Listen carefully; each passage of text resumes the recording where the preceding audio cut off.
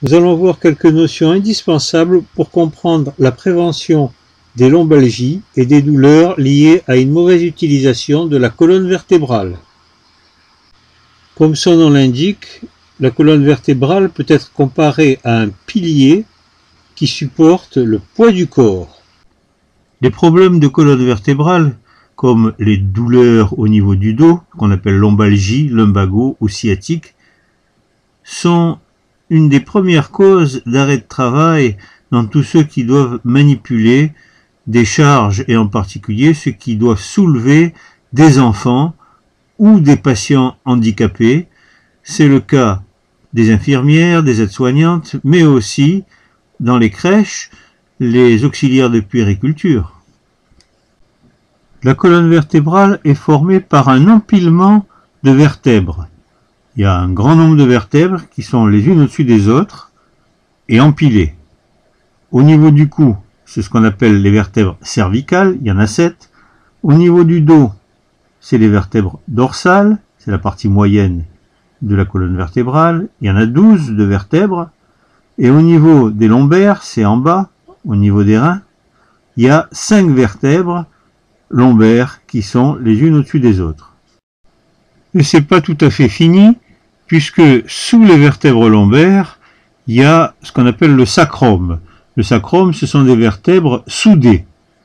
Et sous le sacrum, il y a aussi le coccyx, et le coccyx, c'est également des vertèbres soudées. Entre deux vertèbres, il y a ce qu'on appelle un disque intervertébral. Sur cette image, on voit ce disque intervertébral qui est un amortisseur et qui sert aussi lors des mouvements. On le voit ici, dans un mouvement de flexion et d'extension. On voit ce disque qui se déforme lors des mouvements. Alors, il y a un disque entre chaque vertèbre, ce qui fait qu'au niveau des lombaires, il y a 5 disques intervertébraux. Au niveau des dorsales, il y a 12 disques intervertébraux. Et au niveau du cou, il y a 6 disques intervertébraux parce que entre l'atlas et l'axis, il n'y a pas de disque. Et entre l'atlas et la tête, il n'y a pas de disque non plus. Enfin, voilà, il y a de très nombreux disques et chaque disque peut être l'objet d'une pathologie. Donc ça en fait des pathologies possibles. D'autre part, il y a aussi un disque entre la dernière vertèbre lombaire, en bas, au bas du dos, et le sacrum. Sur cette image de la colonne vertébrale, on voit que plusieurs disques sont abîmés chez ce patient, et ce cas est fréquent. En haut, on voit un disque normal. Le deuxième disque est dégénéré, c'est-à-dire qu'il a perdu de sa hauteur. En bas, tout en bas, on voit aussi des disques qui sont dégénérés, et même les vertèbres ont ce qu'on appelle des ostéophytes, c'est-à-dire qu'elles ont des espèces d'excroissances qui peuvent être douloureuses. Au milieu, on voit un disque qui a fait une hernie, et on voit que cette hernie, elle fait saillie en arrière, et elle peut comprimer, en particulier le nerf sciatique, et ça peut faire mal, évidemment. Juste au-dessus du disque qui fait une grosse hernie, on a un disque qui fait simplement une saillie. Alors ça fait mal à cet endroit-là, mais ça peut faire un peu moins mal, bien sûr. C'est moins embêtant. Chaque disque ressemble à un ballon rempli d'une substance gélatineuse appelée le noyau pulpeux, ou nucleus pulposus. Vous verrez ça peut-être dans les dossiers. Le noyau pulpeux est entouré de fibres élastiques, appelées anneaux fibreux ou annulus fibrosus, un peu comme un pneu qui, au lieu d'être rempli avec de l'air, serait rempli avec une substance gélatineuse. Il serait gonflé avec une substance gélatineuse. Sur cette vue de profil, on voit très bien le noyau pulpeux entouré de l'anneau fibreux. On voit également le foramen, c'est-à-dire c'est un trou qui est derrière le disque, un trou par lequel va sortir un nerf, accompagné de ses vaisseaux sanguins. Au niveau du bas du dos, c'est le nerf sciatique qui sort, mais il y a d'autres nerfs qui sortent plus haut, comme le nerf crural. Sur cette image, on voit à gauche un disque au repos couché. À droite, on voit un disque en compression. Lorsque le disque est comprimé par le poids du corps, en position debout, en position assise, et lorsqu'on porte des charges, sa hauteur diminue et il fait saillie sur les bords.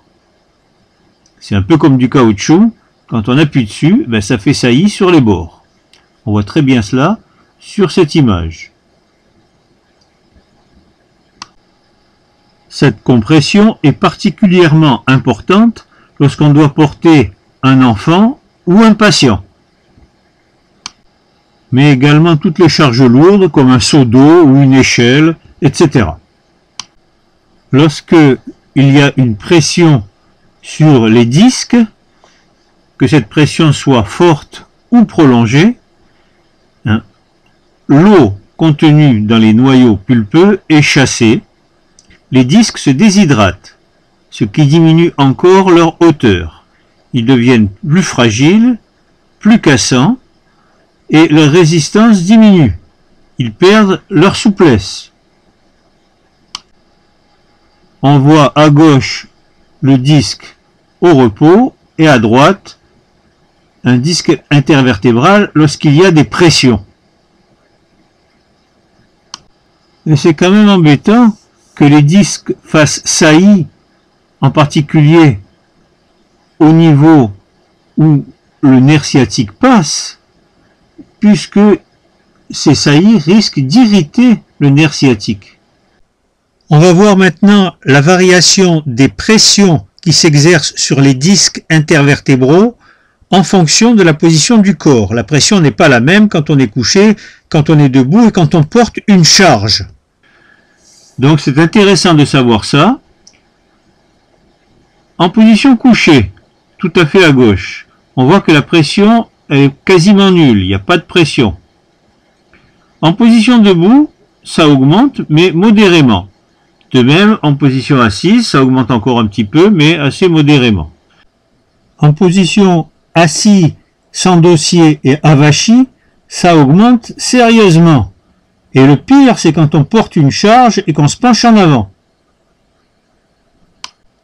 Alors, il y a des techniques qui font diminuer la pression dans les disques intervertébraux et donc le danger d'avoir des problèmes au niveau de la colonne vertébrale.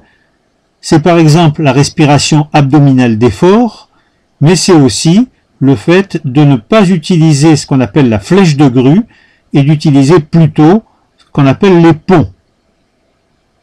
C'est des techniques.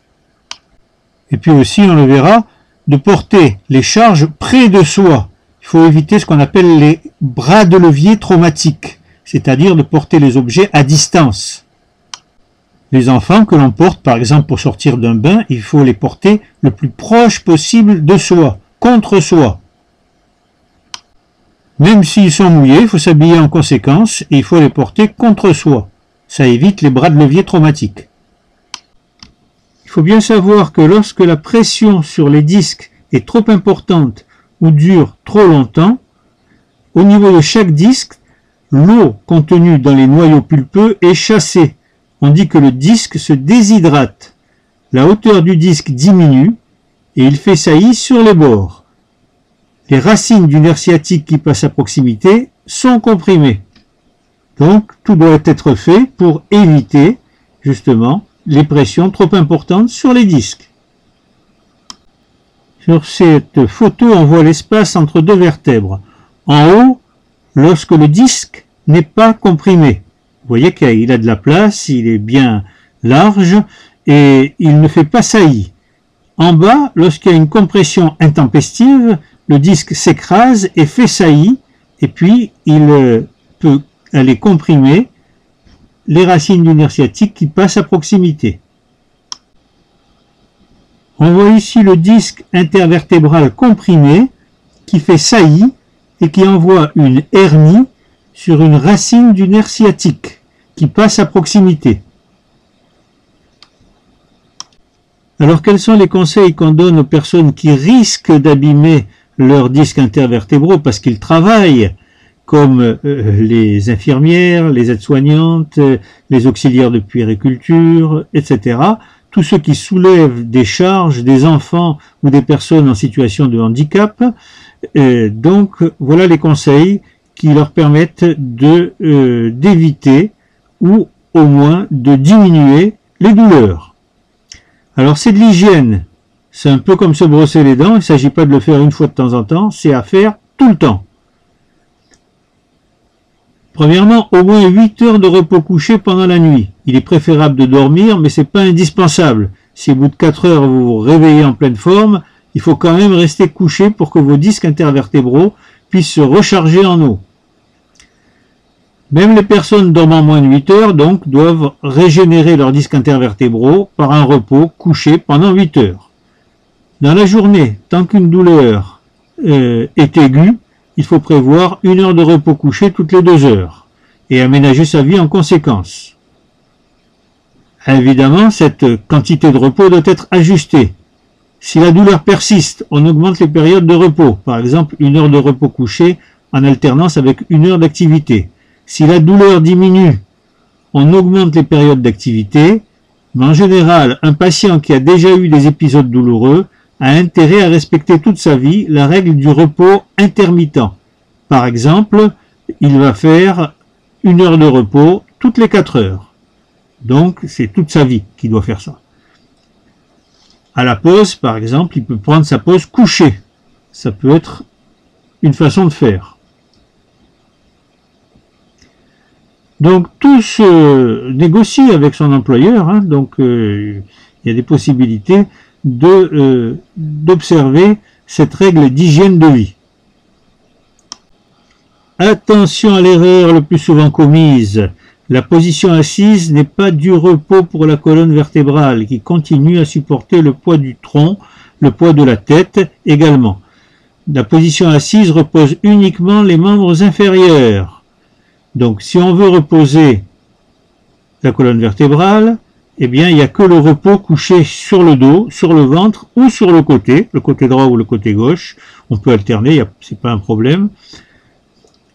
Seules donc ces positions couchées permettent de reposer vraiment la colonne vertébrale et les disques intervertébraux qui se régénèrent dans ces positions. Alors ce qui est bon, c'est de marcher. Piétiner, rester sur place, c'est beaucoup moins bon. Piétiner en position debout, faire la cuisine, la vaisselle, le ménage, rester dans une file d'attente, changer un enfant, etc. C'est pas forcément très bon pour la colonne vertébrale, il faut le savoir. Hein. Par contre, la marche rapide, 30 minutes par jour, c'est conseillé. Ça permet non seulement de lutter contre le déconditionnement à l'effort aérobie généré par la vie moderne, mais également, il a été démontré que la pratique régulière d'une activité physique aérobie, c'est-à-dire qui essouffle, qui consomme de l'oxygène, comme la marche rapide, pas la marche lente avec sa grand-mère, hein, donc une marche rapide diminue le risque de lombalgie. Donc, il faut marcher rapidement. C'est des conseils d'hygiène. Comme le dentiste vous dit, il ne faut pas manger de sucre, il ne faut pas faire ceci ou cela. Là, je vous donne les conseils d'hygiène qui vous permettront d'avoir une colonne vertébrale qui va vous durer bien plus longtemps. Alors, un conseil pour bien régénérer les disques intervertébraux des personnes souffrant de lombalgie ou de sciatique ou pour les personnes qui sont exposées, qui ont un risque, c'est 40 minutes en piscine qui peuvent remplacer 1 heure de repos couché, à condition de nager et d'effectuer les exercices que l'on peut voir par exemple dans les vidéos suivantes. J'ai mis des vidéos sur internet parce que, en plus d'être kinésithérapeute, je suis aussi maître nageur sauveteur diplômé. Donc je connais très bien la rééducation en piscine. Je connais les exercices qui sont bons et ceux qui sont peut-être un peu moins bons. En règle générale, il ne faut pas toucher les pieds au fond. Il ne faut pas sauter sur place parce que là vous recréez des contraintes à l'endroit où vous avez pied. Il faut aller à l'endroit où vous n'avez pas pied et il faut nager à l'endroit où vous ne pouvez pas poser le poids du corps. La nage avec masque et tuba comme on le voit sur la photo, c'est excellent par exemple. Alors, première vidéo qui est à voir, exercice pour lombalgique en petite piscine. Deuxième, nage dissociée, une nouvelle arme contre les lombalgies. Et troisième vidéo, Nage pour lombalgique, dorsalgique, cervicalgique. C'est sur YouTube. Attention à notre ennemi, le poids, l'excès pondéral. Le poids du corps est néfaste pour les disques intervertébraux. Chaque kilo en trop augmente considérablement les pressions dans les disques. Donc, c'est pas du luxe que de perdre du poids lorsqu'on est en excès pondéral. Et c'est un problème, je vous l'avoue, qui est difficile, mais qu'il faut absolument régler. La respiration abdominale d'effort, elle diminue les pressions sur les disques dans toutes les positions. Elle doit être utilisée lors de chaque effort ou chaque activité dangereuse pour la colonne vertébrale. On voit à gauche un disque qui est légèrement affaissé. Lorsque la personne fait la respiration abdominale d'effort, hop, automatiquement, c'est assez magique, le disque se redresse et il y a moins de pression sur la colonne vertébrale. Donc, il ne faut pas hésiter à le faire chaque fois que vous avez apporté des charges. À chaque fois. La respiration abdominale d'effort, ça prend en 2 minutes car c'est très facile. Il suffit d'inspirer, puis de bloquer la respiration et de rentrer le ventre. Il est également conseillé de contracter le périnée, c'est-à-dire l'anus. Le but, c'est d'augmenter la pression intra-abdominale et intrathoracique. Une partie des contraintes engendrées par l'effort sera absorbée par le ventre et le thorax, qui se comporte comme un piston élévateur pneumatique. On effectue alors cette activité physique dangereuse pour la colonne vertébrale en apnée. Donc, toute activité physique dangereuse pour la colonne vertébrale doit être faite comme ça. Vous voyez à gauche, on voit que le poids du corps qui repose uniquement sur les vertèbres et les disques intervertébraux. La personne est affaissée. À droite, sur la photo de droite, effet de piston élévateur, de redressement en quelque sorte, de la respiration abdominale d'effort qui soulage les disques. Et oui, on ne roule pas avec des pneus dégonflés, mais là c'est pareil, quand vous soulevez des charges, il faut avoir votre pneu gonflé. Votre pneu, c'est le thorax et l'abdomen, hein, qui se comporte comme un pneu bien gonflé. Une autre photo pour bien enfoncer le clou. À gauche, on voit le sujet qui souffle au moment de faire un effort ou qui respire normalement sans se préoccuper de sa respiration. Et bien, on voit que les pressions dans le thorax et dans l'abdomen sont faibles. À ce moment-là, la colonne vertébrale, elle prend n'importe quelle position et les disques sont écrasés.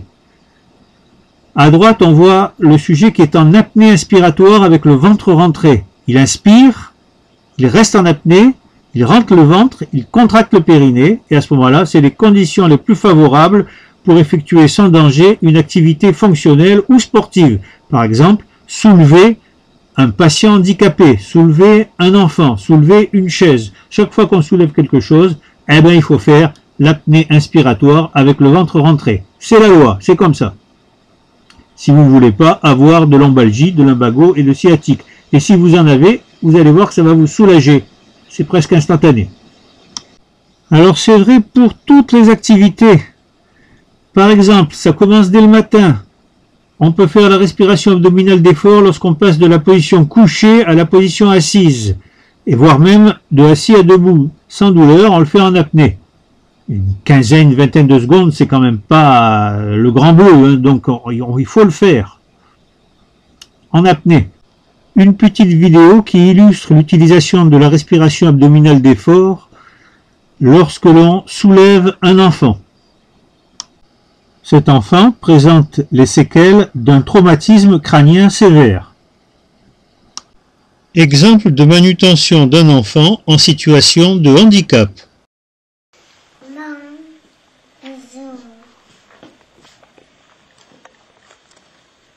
Tu vois, on va te filmer aujourd'hui, hein?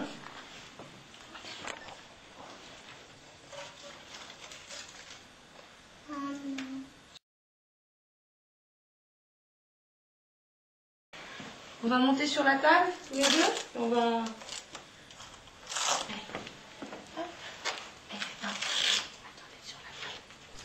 C'est maintenant qu'il faut faire la respiration d'effort. Inspire entre le ventre, contracte le périnée, reste en apnée, ne parle pas. Ne parlons pas, restons en apnée. Voilà, on peut parler maintenant.